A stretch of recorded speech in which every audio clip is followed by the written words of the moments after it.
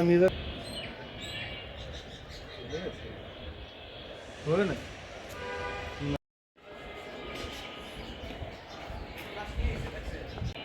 থানার থেকে খবর পাইছি যে এই সমস্যার গাবতলী একটা লোক মারা গেছে।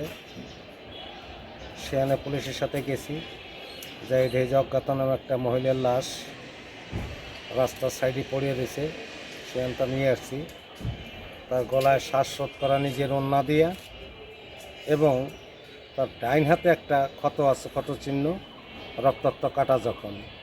এই পর্যন্ত নিয়ে আসছি, এখন পর্যন্ত শনাক্ত হয় নাই। এনে দেখি ফরিদপুর নিয়ে তার শনাক্ত হয় কিনা। না, অস্বাভাবিক, স্বাভাবিক মৃত্যু না এটা।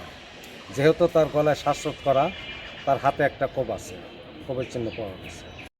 গাবতলী হাইওয়ে রোডের সার্ভিস লেনের মধ্যে অজ্ঞাত একজন মহিলার মৃতদেহ পাওয়া যায়। আমরা মৃতদেহের শ্রোতাল প্রস্তুত করেছি। ধারণা করা যাচ্ছে কে বা কাহারা রাতের কোনো এক সময় তাকে গলায় উনা পেঁচিয়ে শ্বাসরোধ করে আঘাত করে ঘটনাস্থলে ফেলে গিয়েছে। আমরা এখনও মহিলার পরিচয় শনাক্ত করতে পারি নাই। শনাক্ত করার কার্যক্রম অব্যাহত রয়েছে এবং এই ঘটনা যারা ঘটিয়েছে সেই রহস্য উদ্ঘাটনের চেষ্টা চলছে। আমরা লাশের শ্রোতাল প্রস্তুত করেছি। লাশ ময়নাতদন্তের জন্য হসপিটালে পাঠানো হচ্ছে। প্রকৃত রহস্য, মৃত্যুর প্রকৃত কারণ জানা সম্ভব হবে। ধন্যবাদ।